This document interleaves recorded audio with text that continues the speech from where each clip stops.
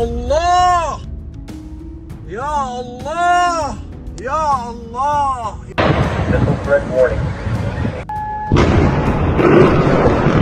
সকল বিশ্বাসঘাতকের ডেরায় একযোগে হামলা করেছে মধ্যপ্রাচ্যের সিংহ ইরান। একসাথে শত্রু আমেরিকার একাধিক ঘাঁটিতে আঘাত এনে খামেনি আমেরিকাকে জানিয়ে দিল প্রতিক্রিয়া হবে সীমাহীন। তেহরান বলছে তাদের বিরুদ্ধে যে কোনো বেইমানির জবাব হবে এর থেকেও আরও ভয়ঙ্কর। উপসাগর জুড়ে মার্কিন সামরিক স্থাপনায় ভয়াবহ বিস্ফোরণ সতর্কতা। আকাশপথে দেওয়া হয়েছে বিধিনিষেধ। কাতার, কুয়েত, আমিরাত, বাহরাইন সবখানে দেওয়া হয়েছে বাড়তি নিরাপত্তা। বিশ্লেষকদের মতে এটি কেবল প্রতিশোধ নয়, এটি সামরিক শক্তি প্রদর্শন। বহুমাত্রিক ক্ষেপণাস্ত্র এবং ড্রোন সক্ষমতার বার্তা ছড়িয়ে দিয়েছে ইরান। এখন প্রশ্ন হচ্ছে, এই আগুন কি থেমে থাকবে নাকি পুরো অঞ্চলকে টেনে নিবে দীর্ঘ সংঘাতে? এখন পুরো বিশ্ব মধ্যপ্রাচ্যের দিকে তাকিয়ে আছে।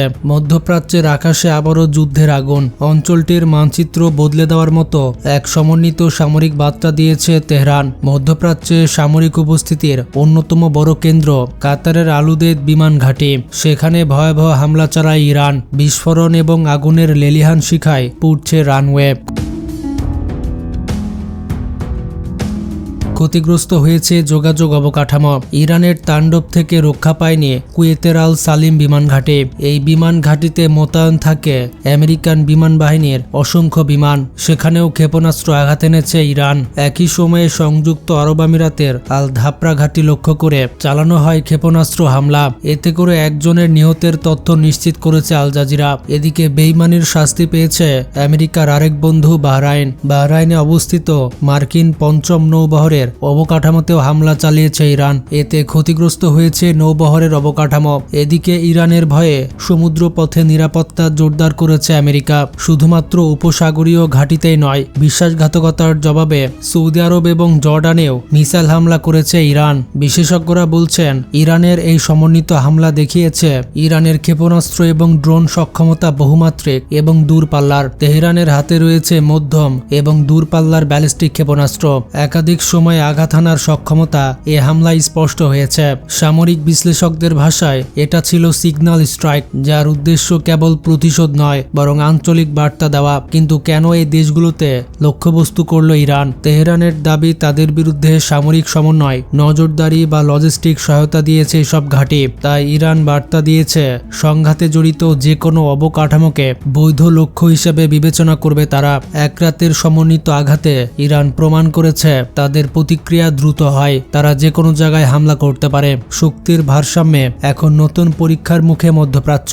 মুহূর্তের মধ্যে একাধিক দেশে হামলা করে ইরান দেখিয়ে দিল শুধু সীমান্তের ভেতর সীমাবদ্ধ নয় তাদের প্রতিক্রিয়া। বন্ধুরা, ইরানের সবথেকে শক্তিশালী অস্ত্র হচ্ছে তাদের ড্রোন এবং মিসাইল। এই সব ড্রোন এবং মিসাইল আমেরিকা এবং ইসরায়েল ব্যাপক ভয় পায়। এরকম সেরা 5টি অস্ত্রের মধ্যে রয়েছে মোজাহের 102 অ্যাটাক ড্রোন। ইরানের এই নতুন ড্রোন আকাশের ওপর থেকে শত্রুর ওপর নজরদারি এবং আক্রমণের এক নতুন দিগন্ত উন্মোচন করেছে।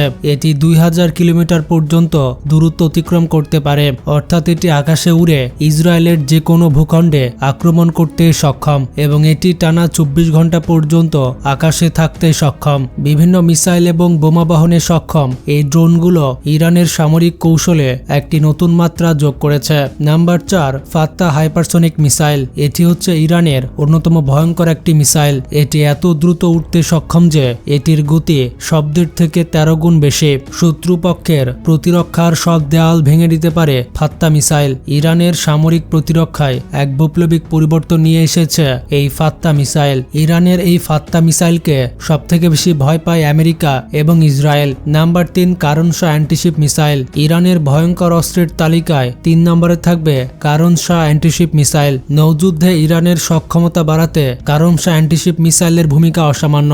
এটি প্রায় 300 কিলোমিটার দূরত্বে মার্ক 4 গতিতে শত্রুর জাহাজকে আক্রমণ করতে পারে। নৌযুদ্ধে ব্যবহার করার জন্য এই মিসাইলটিকে স্পেশালভাবে ডিজাইন করা হয়েছে। কারণ শাহ অ্যান্টিশিপ মিসাইলগুলো ইরানের প্রতিরক্ষা ব্যবস্থাকে আরো বেশি শক্তিশালী করেছে এবং ইরানের নৌবাহিনীকে করেছে আরো বেশি শক্তিশালী। নাম্বার 2, ইরানি ড্রোন ক্যারিয়ার। তুরস্কের পর ইরান ইতিমধ্যেই ড্রোন ক্যারিয়ার তৈরি করে ফেলেছে। আর ইরানের এই ড্রোন ক্যারিয়ারটি বিশ্বের প্রথম কমব্যাক ড্রোন সজ্জিত এয়ারক্রাফট ক্যারিয়ার সিস্টেম। এটি ইরানের ড্রোনগুলোর কথা মাথায় রেখে ডিজাইন করা হয়েছে। ইরান এই ড্রোন ক্যারিয়ার দিয়ে ইসরায়েলের ব্যাপক ক্ষয়ক্ষতি করতে পারবে। এই ড্রোন ক্যারিয়ারের বৈশিষ্ট্য হচ্ছে এটি প্রায় 2000 কমব্যাট ড্রোন বহন করতে পারে, আর 2000টি ইরানি ড্রোন মোকাবেলা করার ক্ষমতা নেই ইসরায়েলের। তাই ইরান যদি ফুল স্কেল যুদ্ধে এই ড্রোন ক্যারিয়ারটি ব্যবহার করে তাহলে ইসরায়েলের ধ্বংস নিশ্চিত। ইরানের এই ড্রোন ক্যারিয়ারটি তুরস্কের তৈরি ড্রোন ক্যারিয়ার টিসিজি আনাদোলার থেকে অনেক বেশি শক্তিশালী। পৃথিবীর মধ্যে একমাত্র ইরান এবং তুরস্কের কাছে এইরকম অ্যাটাক ড্রোন ক্যারিয়ার রয়েছে। Number 1 Sukhoi SU-57। আপনারা কম বেশি জানেন যে ইরানের বিমান বাহিনী একটু দুর্বল, কারণ ইরানের ওপরে দীর্ঘ 20 বছর যাবৎ যুদ্ধ বিমান নিষেধাজ্ঞা ছিল। কোনো দেশ ইরানের কাছে যুদ্ধ বিমান বিক্রি করতে পারবে না, যার ফলে ইরান গত 20 বছর ধরে একটিও যুদ্ধ বিমান ক্রয় করতে পারেনি। তবে বর্তমানে ইরানের এই নিষেধাজ্ঞার মেয়াদ শেষ হয়েছে, আর এর সাথে সাথে ইরান রাশিয়ার কাছে 16টি সুখোই SU-57 মডেলের পঞ্চম প্রজন্মের যুদ্ধ বিমান অর্ডার দিয়েছে। আর এই যুদ্ধ বিমানটি পৃথিবীর মধ্যে অন্যতম একটি ভয়ঙ্কর যুদ্ধ বিমান। এটি একটি স্টিলথ মাল্টিরোল ফাইটার জেট। এই যুদ্ধ বিমানের সব থেকে ভালো গুণ হচ্ছে এটি ছোটখাটো রানওয়ে থেকেও উড়তেই সক্ষম। যুদ্ধ বিমানটির সর্বোচ্চ গতি হচ্ছে 2100 কিলোমিটার প্রতি ঘন্টা এবং এটির রেঞ্জ হচ্ছে 5500 কিলোমিটার। আর সব থেকে বড় গুণ হচ্ছে এটির বোমা ধারণ ক্ষমতা। যুদ্ধ বিমানটি প্রায় 20,000 কেজি বোমা বহন করতে সক্ষম।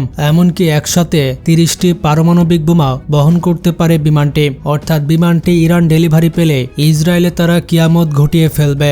যদি কখনো ইরানে আমেরিকা এবং ইসরায়েল একসাথে বিমান হামলা চালাতে চায়, তবুও সেগুলো ঠেকিয়ে দেওয়ার মতো অস্ত্র রয়েছে ইরানের হাতে, কারণ ইরানের এয়ার ডিফেন্স সিস্টেম যথেষ্ট পাওয়ারফুল। ইসরায়েল এবং আমেরিকা শুরুতেই বিমান হামলা বা আকাশে হামলা করে থাকে, তাই ইরানের এয়ার ডিফেন্স সিস্টেম সব থেকে গুরুত্বপূর্ণ ভূমিকা পালন করবে। ইরানের কাছে লং রেঞ্জের এয়ার ডিফেন্স সিস্টেম হিসেবে আছে রাশিয়ার তৈরি S-300, রয়েছে সোভিয়েতের তৈরি S-200 এবং ইরানের নিজস্ব প্রযুক্তিতে তৈরি বাবর 373। এই এয়ার ডিফেন্স সিস্টেমগুলোর রেঞ্জ হচ্ছে 100 থেকে 150 কিলোমিটার। বন্ধুরা, মধ্যপ্রাচ্যের এই দামামা কোথায় গিয়ে থামে সেটাই দেখার বিষয়। মধ্যপ্রাচ্য হচ্ছে পুরো পৃথিবীর একটা প্লেগ্রাউন্ড, যার যখন প্রয়োজন হয় সে দেশ তখন মধ্যপ্রাচ্যে যুদ্ধ বাঁধিয়ে দেয়। ভিডিওটি সম্পর্কে মতামত থাকলে কমেন্টে জানান। ভালো থাকবেন, টেক কেয়ার।